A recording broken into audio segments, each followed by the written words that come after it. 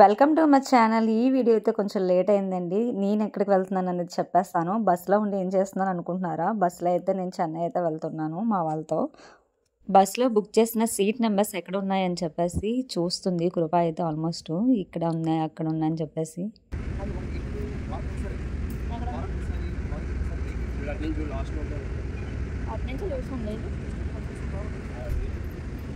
Seat నెంబర్లు ఎక్కడ ఉన్నాయని చెప్పి కృప వాళ్ళ బ్రదర్స్ అయితే ముందుకు వెళ్ళేసి అయితే చూసారు. అక్కడైతే మా సీట్స్ అయితే లేవు. మాకైతే బ్యాక్ సైడ్ అయితే 4 సీట్స్ అయితే ఇచ్చారు. వీళ్ళు ఎక్కడ కూర్చోాలని చెప్పి కన్ఫ్యూజన్లో అయితే ముందుకి వెనక్కి వెళ్తున్నారు. చాలా మంది కూడా ఇంకా బస్సు అయితే ఇంకా ఎక్కుతున్నారు.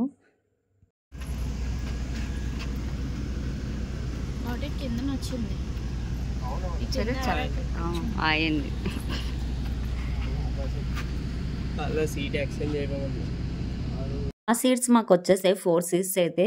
ఇక్కడైతే కృప వాళ్ళ అక్కది, అదే వాళ్ళ బ్రదర్ది, మొత్తం 3 సీట్స్. ఇటు సైడ్ అయితే నా సీట్ అయితే వచ్చింది. నేనైతే చాలా ప్రశాంతంగా కూర్చొని ఇండో దగ్గర అన్నీ చూస్తూ ఉన్నాను. ఎంత హాయిగా ఉంది. ఏదైనా ఏసీ బస్సులో వెళ్తూ ఉంటే జర్నీ చేస్తూ ఉంటే చాలా హ్యాపీగానే ఉంటుంది. నిజంగా చెప్పాలి అంటే నాకైతే బస్సు అయితే పడదు చిన్నప్పటి నుండి అంతేని. కానీ ఏసీ బస్సు ఉంటే ఆటోమేటిక్గా కొంచెం చల్లదనం వల్ల బయట ఇండోర్లో వచ్చే గాలి వల్ల అయితే నాకు ప్రశాంతంగా నిద్ర పడుతుంది. నాకు బస్సు పడదని చెప్పేసి ఎక్కువసేపు అయితే నేను స్లీప్ చేస్తూ ఉంటాను. పడుకునే వల్ల ఏంటంటే నాకు కొంచెం రిలీఫ్గా అనిపిస్తుంది. ఎవరికైతే బస్సు పడదో నాకు చెప్పండి. అలా ఎంతమందికి అయితే బస్సు అనేది నచ్చదని నాకు తెలుస్తుంది. నాకైతే బస్సులో జర్నీ అయితే నేను కాసేపు ఉండగలను. తర్వాత నేనైతే నేను ఎక్కువసేపు ఉండలేను, పడుకోవడానికే చూస్తాను. చూడండి కృపాల్ బ్రదర్ హ్యాపీగా ఫోన్ చూసుకుంటున్నాడు ఉన్నాడు. ఎండలో ముద్దొచ్చేస్తున్నాడు కదా, ఒకసారి చూసేయండి.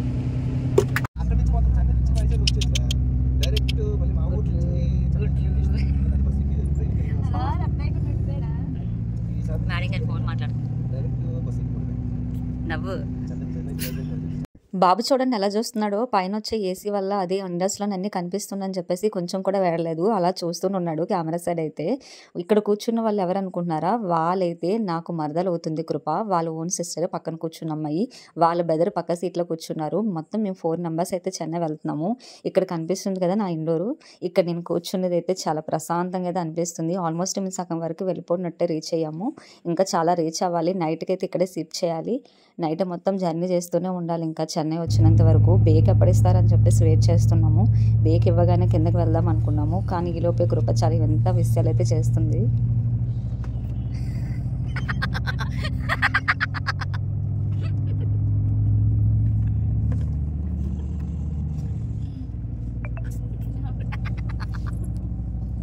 చూసారు వీళ్ళు బస్సులోని పిల్లల డైపర్లు, పాలు ఇలాంటివన్నీ కలిపి పట్టుకొని పెడతారు. ఇప్పుడు బాబాలో పట్టుకుని పేరు కృప చూడండి బ్యాగ్లో అదే తీసేస్తుంది.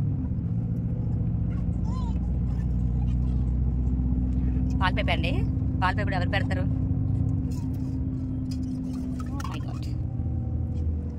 పాలు పోసిందండి బాటిల్లో. ఎన్ని లీటర్లు పోతారండి పాలు చెప్పరా? చాలా సీరియస్గా బాబు పాలు ఇచ్చేద్దాం. మ్యారీగా చూసారండి.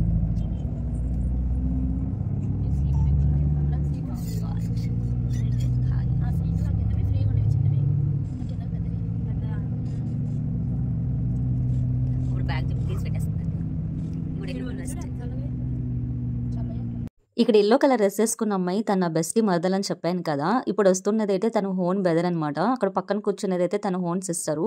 ఆ చిన్న బాబు ఉన్నారు కదా తన బాబు. అసలుగా బాబు అయితే నా బాబు అనుకున్నారు కానీ కాదు, బాబు అయితే తన బాబే. బస్సులో చూడండి నేను ఎలా అలా చేస్తున్నాను అందరికి డిస్టర్బ్ చేసేలాగా. అక్కడైతే అందరూ అయితే లైట్స్ ఆపేసి చేసేసిన తర్వాత అందరూ పడుకుంటారు. బట్ ఇంకా ఎవరు పడుకోలేదు, అటు ఇటు తిరుగుతున్నారని చెప్పి నేనైతే లేసి అయితే చాలా ఫిక్స్ తీసుకుంటూ అలర్ట్ చేస్తున్నాను. ఇంకా బేక్ అయితే ఇవ్వలేదు. బేక్ ఇచ్చిన తర్వాత కిందకి వెళ్దామని చెప్పి కిందకి దిగిపోయాను. కృప రాణి అక్క ఇద్దరు కూర్చొని బాబుని చూసుకుంటున్నారు. బాబు అయితే 11:30 అయిపోయింది, ఇంకా పడుకోలేదు.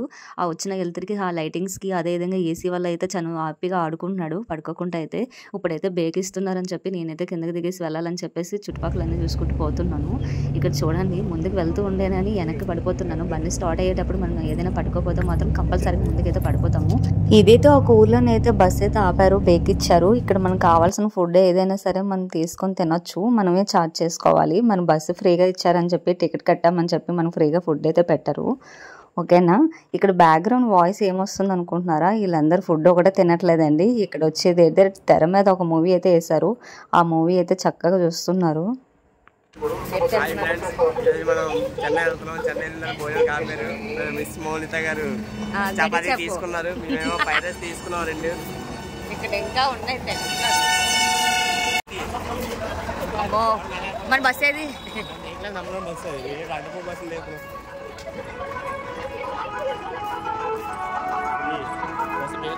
ఇదేనా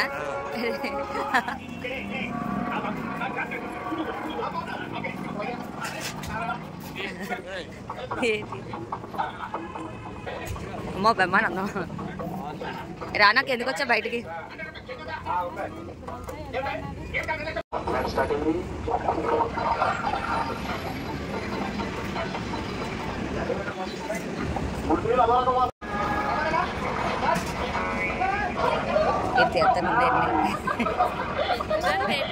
చూసారు కదా, డాబా దగ్గర అస్సలు ఖాళీ లేదు, ఫుడ్ కోసం అని ఆపారు. అక్కడ తెర మీద ఉన్న మూవీని అయితే చూసుకుంటూ కొంతమంది ఫుడ్ తింటూ లోపలికి వచ్చారు. మేమైతే ఫుడ్ పట్టుకొని వచ్చి లోపల తిన్నాము మా నలుగురికి. ఎందుకంటే మా అక్క ఒక్కరిదే బాబుని చూసుకుంటుంది, అందుకని చెప్పి ఫుడ్ తెచ్చేసాము. ఇక్కడైతే మేమైతే ఒక ఫ్రైడ్ రైస్, అదే విధంగా ఒక చపాతీ అయితే తీసుకున్నాము. చాలా బాగుంది ఫుడ్ క్వాలిటీ కూడా. మంచి కూడా వేసుకొచ్చి ఇలాంటి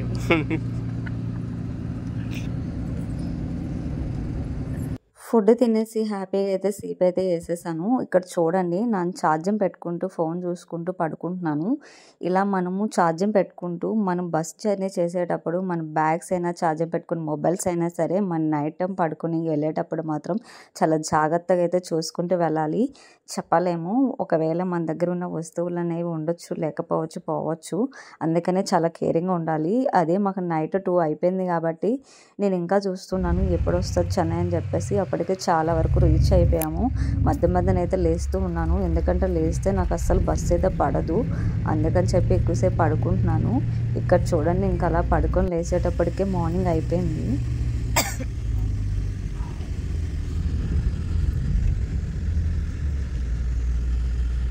ఫైనల్గా అయితే చెన్నై అయితే రీచ్ అయిపోయాము. చెన్నై అయితే వచ్చేసాము. ఇక్కడైతే మేము ఇంకా రోజు సాపడే. ఎందుకు వచ్చామనేది చెప్పలేదు కదా. ఎందుకు వచ్చామంటే ఇప్పుడైతే నా మరదలు ఉంది కదా కృప, వాళ్ళ బ్రదర్ అయితే ఇక్కడ జాబ్ చేస్తున్నారు. మాతో పాటు జర్నీ చేస్తూ మమ్మల్ని తీసుకుని వెళ్తున్నాడు చెన్నై మొత్తం చూపించాలని చెప్పేసి. నేనైతే అక్కడ వీడియోస్ అన్నీ మొత్తం షార్ట్ వీడియోలు అయితే అప్లై చేస్తాను, మీరైతే మిస్ అవ్వకుండా చూడండి. ఇంకా తమిళ్లో మనం మాట్లాడుతూ అక్కడ అడ్జస్ట్ చేస్తూ అక్కడ కావాల్సిన ఫుడ్ వేరేగా ఉంటుంది, అవన్నింటిలో మేనేజ్ చేస్తూ మనమైతే చూసేయాలని